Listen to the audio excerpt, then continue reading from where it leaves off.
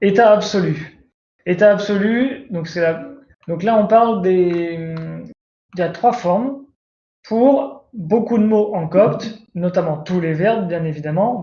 C'est surtout les verbes, mais aussi certains noms substantifs, comme Romi, l'homme, hein, l'humain, ou certains adjectifs, surtout dans l'état pronominal, donc la forme pronominale. Pardon, pas les adjectifs, des prépositions. Des prépositions. Des prépositions qui seront utilisées avec un pronom. Donc, premier état, l'état normal, on va dire. On appelle la forme pleine, la forme absolue ou l'état absolu. Hein, c'est-à-dire la forme de base. Donc, dans le dictionnaire, vous aurez cette forme-là en premier, dans un dictionnaire de copte. Et c'est la forme aussi qui est normalement la plus majoritaire. Majoritaire, mais ça peut être à 51% si vous voulez, dans un très long texte copte, ça sera la forme qui sera peut-être le plus souvent, mais pas forcément. Mais bon, en gros, hein, vous voyez. C'est-à-dire qu'en gros, c'est quand même la forme de base. Hein. Ensuite, elle porte l'accent tonique, c'est-à-dire qu'en théorie, le mot sous forme normale est accentué. Donc, vol, solsel, romi. D'accord. Tandis que dans les autres formes, ce n'est pas accentué. L'accent va changer. Et surtout, le mot va se transformer. Donc le même mot va changer de forme. Forme abrégée ou construite, il faut plutôt l'appeler construite. Il faut se rappeler qu'elle est plus courte, donc vous pouvez retenir qu'elle est abrégée, mais retenez surtout qu'elle est construite, c'est-à-dire qu'elle se construit avec d'autres mots. Donc par exemple, rem est la forme construite de romi. Donc le point commun, c'est évidemment ro et me, mais le oméga devient e, et le i, le iota, disparaît. Ça devient rem. Donc ça donne remenkimi, remenkimi, voilà, c'était mal mis, remenkimi, homme d'Égypte.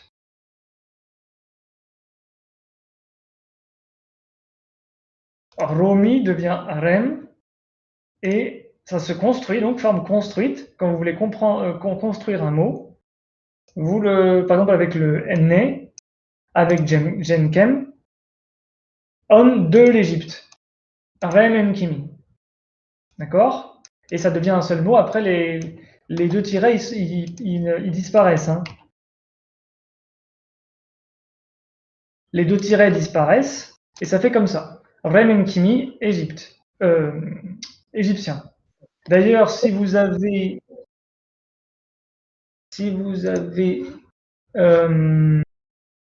Est-ce que vous avez déjà vu le sigle le sigle, le symbole, le sceau de l'église de l'église copte, vous avez le mot Remenkimi, si vous regardez bien. Alors, je ne sais pas si vous avez un... Je ne sais plus si je l'ai là. Enfin bref. Vous retrouvez dans un... Quand vous voyez le... On peut quand même essayer en cherchant sur Google. En patriarchis, en Remenkimi, en orthodoxos. Voilà. Je ne sais pas si tu peux le retrouver. Je vais essayer de retrouver le sceau.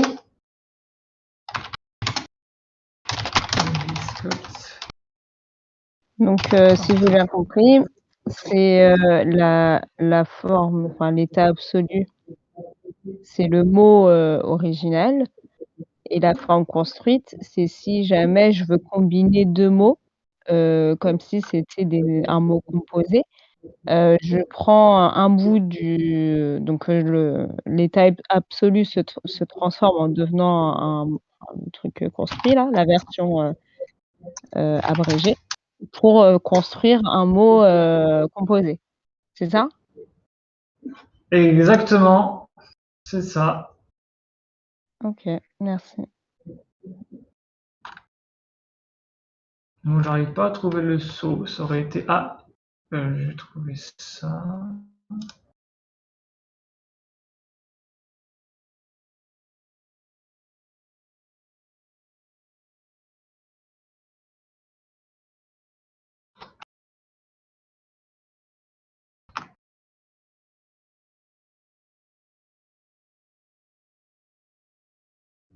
Je vais vous le mettre vite fait.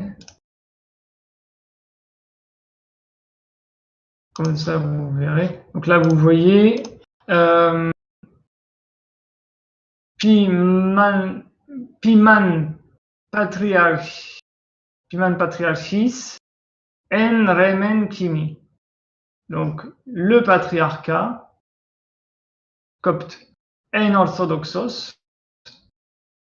Alors là, il y a une faute. Le Omicron aurait dû mettre là. Il y a une faute. Donc, en or, le O est à mettre là. Ils ont, voilà. Orthodoxos. Voilà. Mais vous voyez souvent, donc comme ça, Piman Patriarchis en Remen Kimi. Donc ça, c'est un mot qui est courant. Donc voilà, ça peut vous permettre de vous souvenir du mot Remen Kimi et de la manière dont les mots se construisent en copte avec justement le mot copte.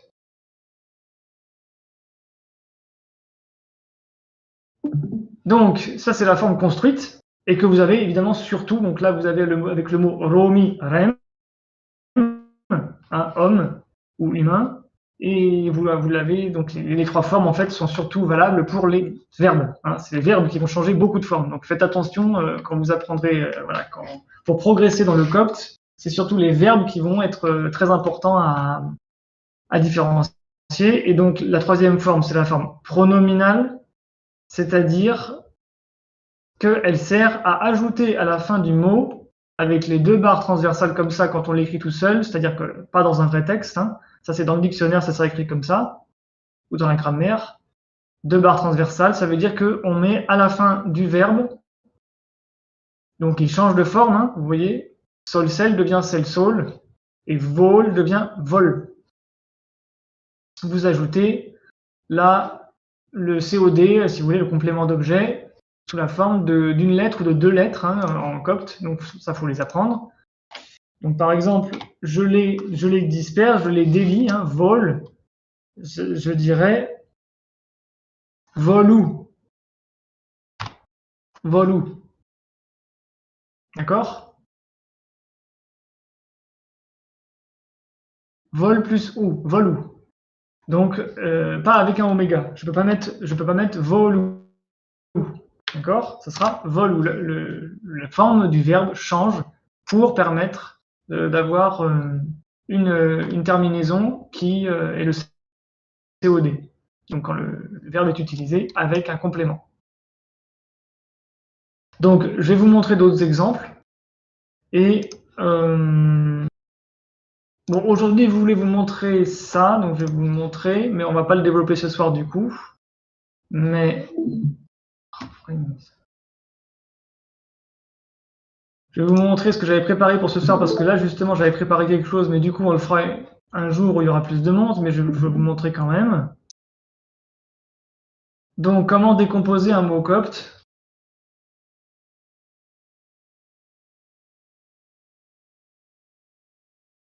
Donc ici je voulais vous expliquer comment différencier les noms et les verbes. Ça c'est très important en copte de différencier quand vous lisez un texte. Vous êtes devant plein de mots et vous savez pas à quoi ils correspondent, parce que en copte, il n'y a pas donc les articles sont collés aux mots, et de même les verbes sont justement collent les pronoms personnels, sujet ou complément, ils le collent au verbe. Donc il faut absolument apprendre à les décomposer. Et la première chose à faire, c'est de distinguer les noms communs, qu'on appelle aussi substantifs, avec les verbes. Donc, distinguer les noms communs et les verbes. Et puis il y a tous les autres mots, qui sont les adverbes et les prépositions, etc. Qui peuvent être très souvent tout seuls. Donc c'est des mots qui sont tout seuls. Tandis que les verbes sont très rarement tout seuls, sauf si c'est l'impératif par exemple. Un verbe à l'impératif peut être tout seul, mais aussi avec le complément d'objet à la fin, comme Nahmen, hein, sauve-nous, c'est en un seul mot, Nahmen, sauve-nous. Et les noms communs sont aussi très rarement tout seuls. Sauf après, par exemple, Niven, hein, tout homme, Romi Niven. Voilà, donc du coup, il y a le mot Romi tout seul, Romi, Niven, tout homme. Mais dans la plupart des cas, les noms et les verbes sont composés et donc sont compliqués. Voilà, en gros, c'est compliqué. Voilà. Donc, il faut commencer à décomposer les mots compliqués que vous allez avoir devant les yeux. Donc, c'est pour ça que je voulais vous donner quelques outils pour commencer à décomposer les mots, si vous voulez, pour commencer à les découper en petits morceaux, pour savoir déjà à quoi ils correspondent, si c'est un nom ou un verbe, et puis après essayer de les comprendre. Et donc, la différence principale entre un nom et un verbe, c'était que les noms ont un article ou un article possessif, un déterminant possessif, c'est-à-dire mon manet, ton tâté. D'accord? Donc c'est ça que j'aurais voulu vous expliquer. Parce que ça, si vous commencez à comprendre ça, vous pouvez vraiment commencer à entrer dans le copte. Mais il faut juste comprendre le principe de base. Déjà, la première porte d'entrée, je dirais, c'est de trouver l'article défini. Est-ce qu'il y a un article défini? Donc par exemple, quand vous voyez le mot, donc là vous voyez Nohem Empekuro. Et là vous vous dites, mais qu'est-ce que c'est que ce mot Empekuro? On a l'impression que c'est composé de plein de syllabes, etc. On ne comprend rien. Bon, là vous avez Nohem, bon, c'est le verbe sauver. Voilà, le verbe sauver tout simplement. De manière absolue. C'est la forme absolue, basique du verbe sauver. Donc ça, il faut l'apprendre. Si vous ne l'apprenez pas, vous ne pouvez pas savoir.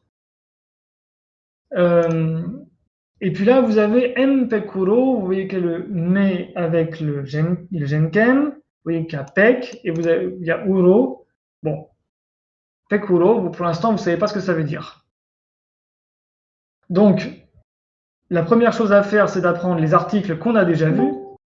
Donc, quels sont les articles? Lydia, est-ce que tu te rappelles quels sont les articles qu'on a vus? Est-ce que c'est clair pour toi?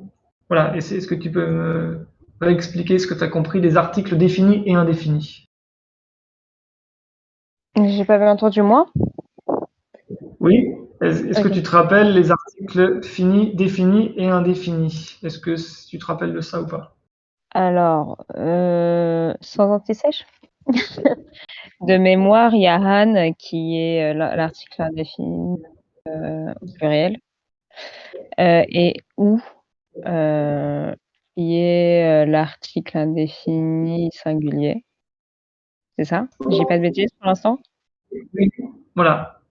Donc, les deux sont valables en fait pour le masculin et le féminin. Hein. Les articles indéfinis, c'est simple, c'est han, des et ou pour un ou une. Donc ça, c'est simple. Ok. Et des articles définis maintenant. Alors ça, j'ai réussi à le voir sans tricher. Maintenant, je regarde pour la suite. C'est ouais, le pi, le ti et le ni. Ça, j'avoue, j'avais pas retenu. Enfin, le la, les quoi. Ok. Ou patana. Bon, bah, Alors, ça, on l'a pas vu, ça, donc ça c'est d'accord. nouveau. Je me disais. Mais ça, on l'a vu. Les Oui. deux articles, on les a vus. Donc, je les souligne pour montrer que ça, on l'a vu. Donc, quand vous avez en début de mot han, ou, pi, ep, f, ti, et, s, ou ni, et puis juste après vous avez un mot, vous pouvez vous dire je suis sur un nom. D'accord? Ou vous avez un déterminant possessif comme patana, donc mon, ma, mes, pek, tek, nek, ton, ta, te, et après faut évidemment les apprendre. Donc pour les apprendre, il faudra. Alors dans le malon, je ne sais pas à quelle page ils sont. L'article, évidemment. Si c'était si simple que ça. Parce que Malon, il les met dans un ordre différent, mais c'est pas si facile à. Donc voilà. Page 36. Mais du coup, vous ne l'avez pas puisque je ne suis pas sur ce stream-là. Donc je change de stream. Au pire, tu pourras nous Hop. faire l'écran et tableau. Oui, je vous le mets là. Merci. Donc, voilà les pronoms possessifs. Les adjectifs possessifs d'abord. Donc, patana, pek, tek, nek. Donc, De la même manière que vous vous rappelez pi, hein, pi ou ep ou f était la forme pour le masculin, hein, le, vous avez le pi, évidemment, au début de tous les adjectifs possessifs pour mon, ton, son, notre, votre, leur, quand le mot est une chose masculine. Et vous avez le ti, et, s, qui devient ta, tec, te, tef, tes, ten, teten, tout, pour un mot qui est féminin. Et puis vous avez le n, comme le ni, hein, ni, article défini, devient na, nec, ne. Alors, cette forme-là, c'est en fait c'est la deuxième personne féminin. Donc, c'est une caractéristique du copte. En copte, il y a une deuxième personne féminin. Donc, et notamment dans les textes liturgiques, ça va s'appliquer à la Vierge. Donc, par exemple, on va dire chez les nés. Bon, en fait, c'est ce mot-là, mais là, c'est ce mot-là. Chez les nés Maria, salut à toi Marie. Tandis que normalement, si on dit salut à toi, par exemple salut à toi Christ, ça serait chez les nac, chez les nac. Et bien à Marie, ça sera chez les nés Maria. Donc c'est pareil pour les adjectifs possessifs. C'est la forme en fait sans lettre spécifique. C'est-à-dire qu'il n'y a pas de lettre, on enlève la lettre spécifique pour la deuxième personne féminine. Donc ça, vous l'apprendrez. De toute façon, ce tableau-là, il faut l'apprendre. C'est pas compliqué, voilà, il faut l'apprendre. Donc, mais vous voyez très bien que masculin, c'est le P, féminin, c'est le te, le T, le tav, et le pluriel, c'est le ne. Donc ça, c'est toujours... vous pouvez le retenir en fonction déjà des articles définis et des adjectifs possessifs. Voilà. Donc, je reviens au cours que je referai en détail. Changer de fenêtre, voilà. Donc, quand vous avez en début de mot han ou, donc les articles indéfinis, ou pi, ep, f, ti, et, s ou ni, donc le, la, les, ou encore un déterminant possessif comme, alors aujourd'hui on dit déterminant, on disait aussi adjectif possessif, enfin bref, pareil. Donc mon, ma, mes, pa, ta, na, pek, tek, nek, ton, ta, te, pe, te, ne, pour une femme, etc. Juste avant un mot, eh bien vous savez que c'est un nom. D'accord? Donc exemple, ni fi o oui les cieux, vous avez le ni, pekran, ton nom, tekmet oro ton royaume, etc. Et là, je vous ai mis comme structure générale très courante qu'il y a souvent une lettre parce qu'elle marque l'objet à chaque fois que le mot est un complément d'un verbe. Alors si c'est le sujet d'un verbe, non. Mais si c'est le complément, si c'est après un verbe, si c'est au milieu d'une phrase, si vous voulez, vous allez très souvent avoir une lettre devant le nom. Par exemple ici, mpekuro. D'accord? Donc vous avez le pek, hein, qui est le ton, mais vous avez un M juste devant. Mpekuro, ça veut dire que c'est le complément d'un verbe. Donc c'est pour ça que je vous ai mis ça.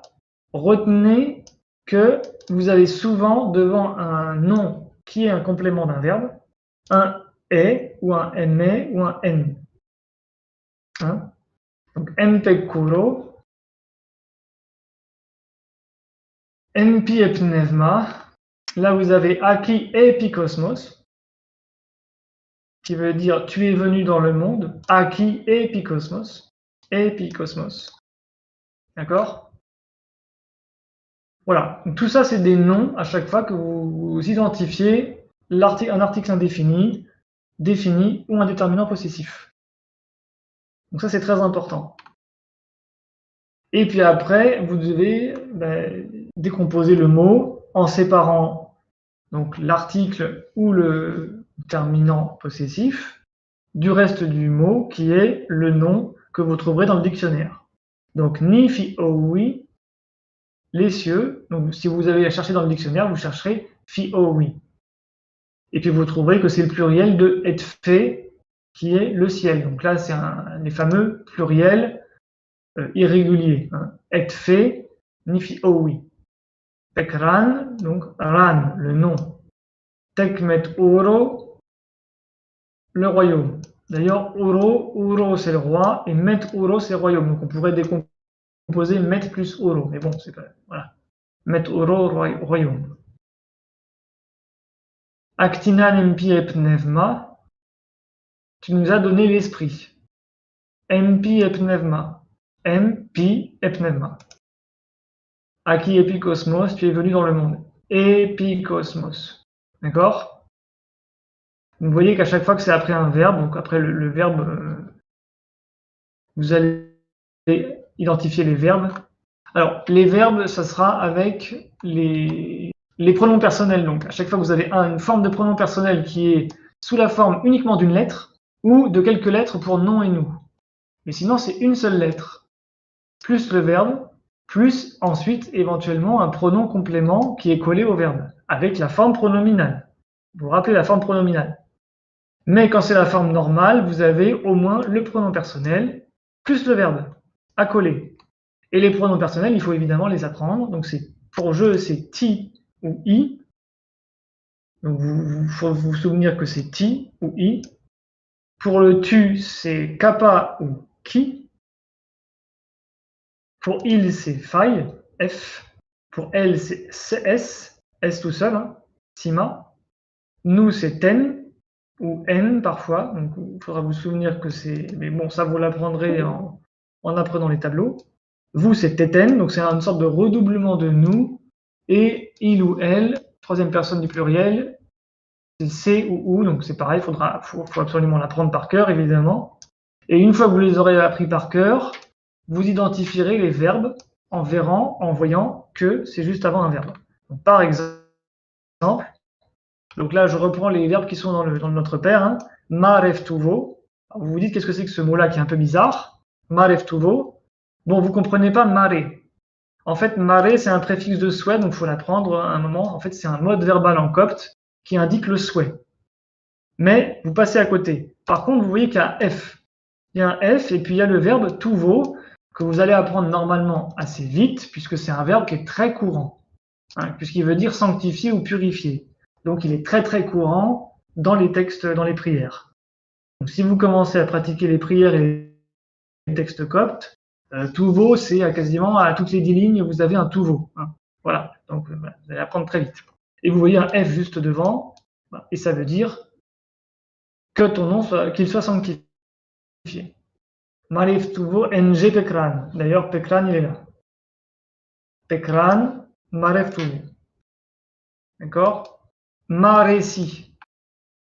Maresi NG Tekmet Oro, qui est là. Donc, vous décomposez, vous voyez qu'il y a le sima, troisième personne du singulier, féminin, elle, et c'est le verbe i. Donc, vous retrouvez le mare qui est le préfixe de souhait. Et le verbe i, vous l'avez déjà dit, je crois, qui veut dire aller. C'est le verbe le plus court, évidemment, du copte, i, qui veut dire aller. Mares i, que vienne, quelque chose qui est féminin, tekmet oro, ton royaume.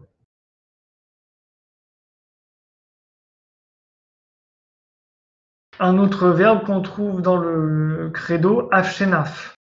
Donc afshenaf, il est déjà encore plus compliqué, puisqu'en fait, il peut se décomposer à naf. C'est le verbe chez plus n, qui est un autre verbe qui veut dire aller aussi. Et donc là, en fait, vous avez un verbe qui est au passé, avec le a du passé. Bon, ça, vous l'apprendrez après, hein, mais c'est juste pour vous expliquer. Vous retrouvez le faille, qui est le faille de la personne, hein, a juste devant le verbe. Donc, il vient, ou il est venu. Il est venu parce que c'est a juste avant. Af, shenaf. Voilà, le verbe chez plus n. Donc n avec la personne parce que c'est un verbe pronominal justement. On dit, comme en français, on dit s'en est allé, hein, s'en aller. Hein, c'est un verbe pronominal, s'en aller. Et ben en copte c'est pareil. En fait, c'est le verbe qui correspond un petit peu. Ça veut dire s'en aller. D'accord? Donc naf, c'est justement le pronominal qui veut dire lui-même. Hein. Il va lui-même, donc il s'en est allé, comme il y a le S apostrophe en français. Enfin voilà. Donc, en tout cas, vous devez apprendre évidemment les personnes, et puis essayer d'identifier la marque de la personne juste devant le verbe, ou l'article défini, indéfini, ou le déterminant possessif juste devant le nom. Et avec ça, si vous avez ce réflexe-là, vous commencerez vraiment à entrer dans le copte. Et au moins à différencier les noms des verbes. Donc là, je vous avais donné un exemple de verbe très compliqué qu'on a dans Luc 12, 22. Peteten na womf. Alors là, vous vous trouvez devant ce mot-là, vous vous dites, mais qu'est-ce que c'est que ça? J'arriverai jamais à comprendre. J'arriverai jamais à comprendre. Parce que effectivement, peteten na womf, donc vous voyez qu'en copte, on peut accumuler comme ça plein de choses et les coller. En fait, le verbe, c'est le verbe manger qui est wom, à la forme pronominale, hein, puisqu'il y a un F. Alors pareil, quand vous voyez à la fin d'un mot toutes ces formes-là, soit ti, soit i, soit ek, soit f, soit s, soit n, teten, alors teten ou sinou, enfin bref, ça c'est une petite subtilité, soit ou, à la fin du mot, ce sera ou, ce sera pas c, hein, pour le troisième personne du pluriel, ce sera ou, comme je vous l'avais dit. Eh bien, vous savez que c'est un verbe, évidemment, là aussi. Donc là, vous avez pet, teten, na, womf. En fait, pet, c'est la forme pour l'article, pour le pronom relatif, mais ça vous l'apprendrez évidemment plus tard. Vous retrouvez le teten, vous. Vous avez le préfixe du futur, na, évidemment vous l'apprendrez plus tard. Vous avez le verbe wom, et vous avez le COD sous la forme F. D'accord? Et ça veut dire ce que vous mangerez. D'accord? Donc, c'est juste pour vous expliquer que ce genre d'expression en copte, ce que vous mangerez, eh ben, c'est en un seul mot. Vous le trouverez en quelque sorte agglutiné, hein, concrétisé, composé en un seul mot. Donc vous devez décomposer tous ces mots-là.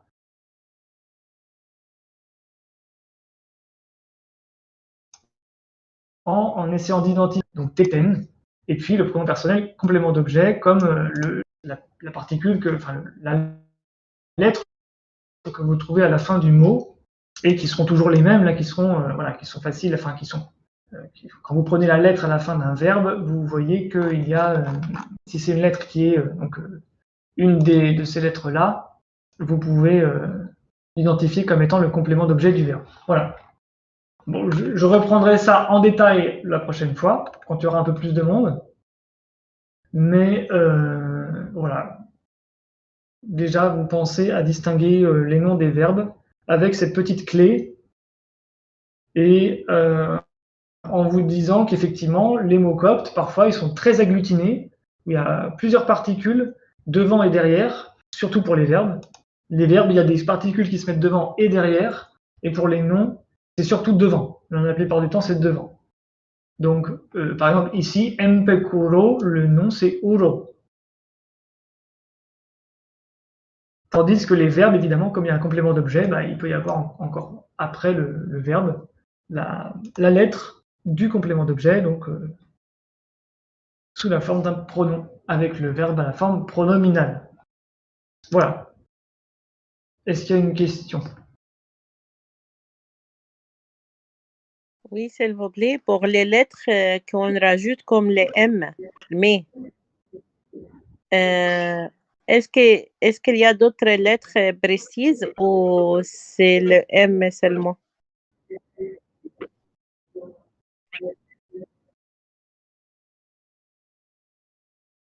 Alors, justement, pour les lettres qui indiquent un objet, c'est-à-dire qui complètent un verbe, non, il y a justement le ei, epsilon, ei, ou ne, ou ne.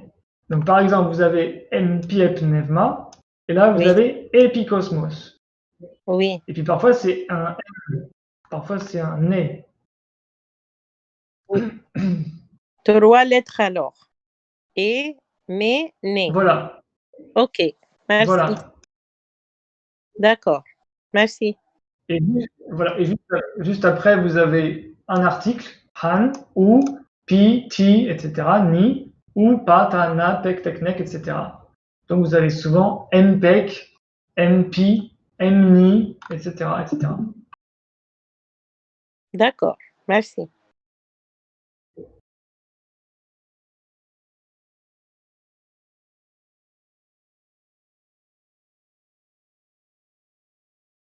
Alors,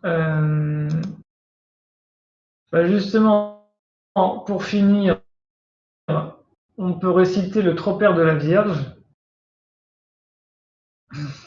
Donc, vous le voyez à l'écran. Est-ce que vous le voyez à l'écran? Non, mais pourquoi il ne change pas?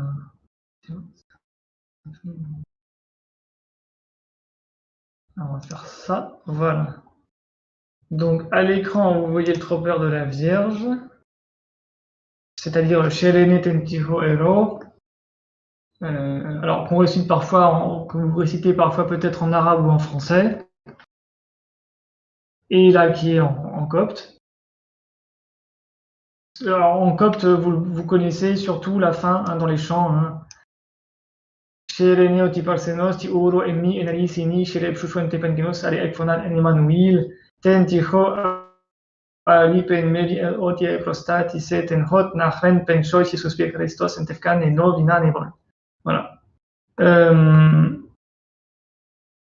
Voilà, vous voyez par exemple ici, aniowi enten prosefshi. Vous voyez le mot qui est composé, donc vous avez le N avant, ten, no, et le nom qui est donc prosefshi. Nos prières. Emmène nos prières. Donc N vous demande que le mot est un complément. Emmène nos prières vers ton fils bien-aimé. On parle à la Vierge, hein, emmène nos prières vers ton fils bien-aimé. Donc vous voyez que c'est composé comme ça.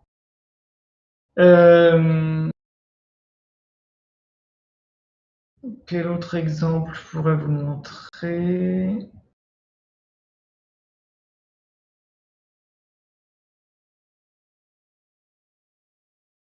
Etoyen parsenos.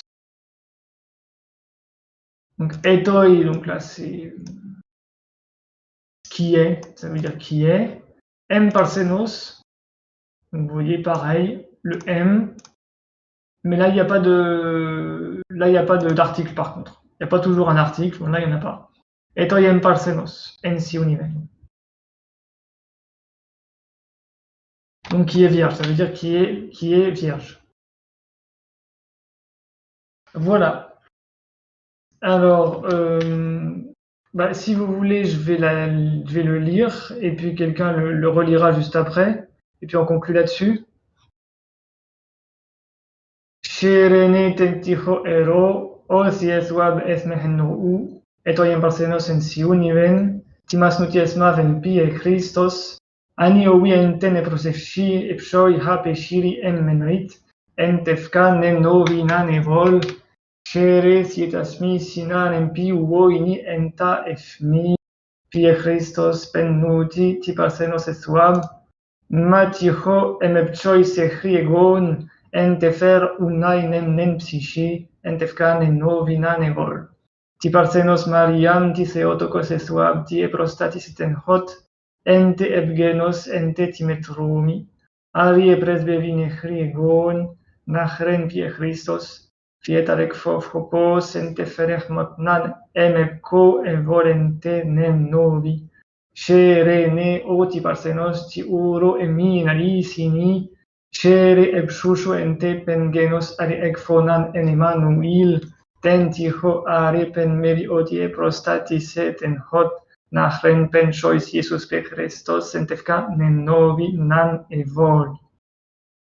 Est-ce que quelqu'un veut le reprendre, voire le chanter?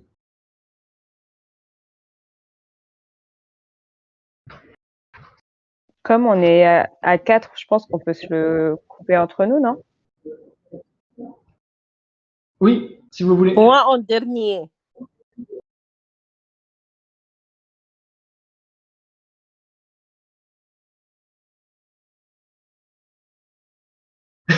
Alors, Lydia, tu commences. Patrick, ensuite.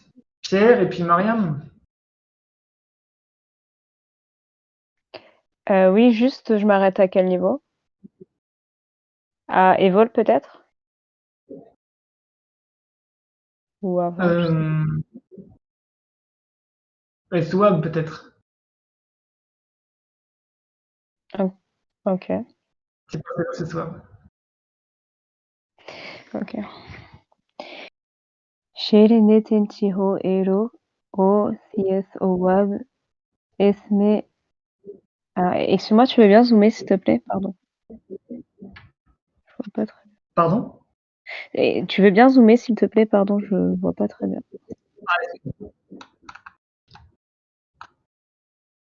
Merci.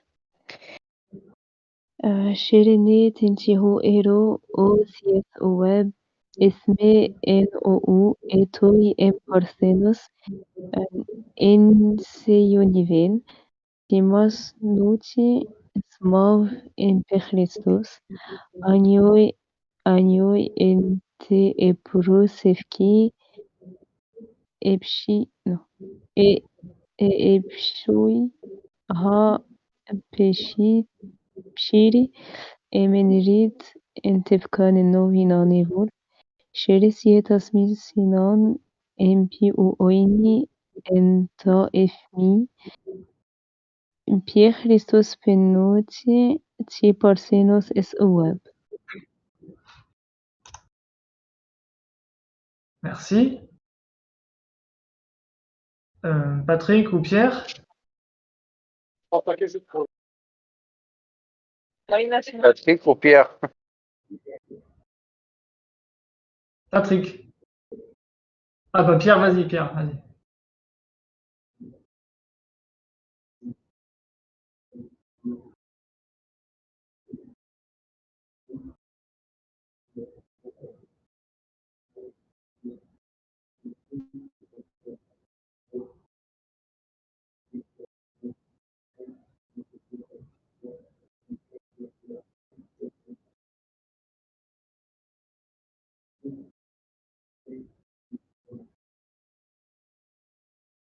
Allez, encore.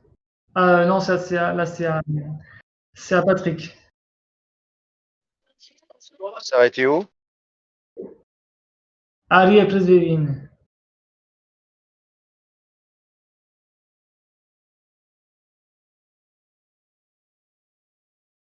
Tu vois où c'est? Ari et Presbevin.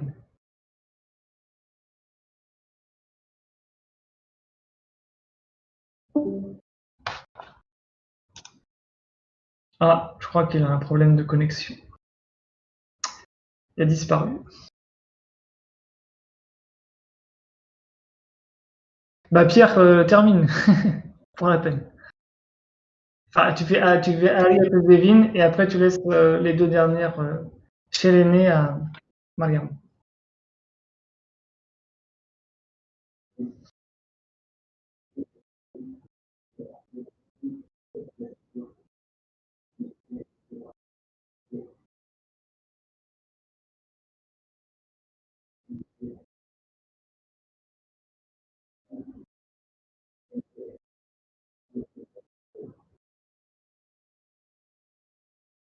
شیرینی اوتی برسینستی اورو امی ان الی سینی شیرین شو شو انتی منگینو ساری اگوانان امانوئیل تنتهي قريبا مبعوث إبروستاتي تبروستاتيس إنه نهر بن شويسيسوس بخريستوس تفكان النوبيناني Merci.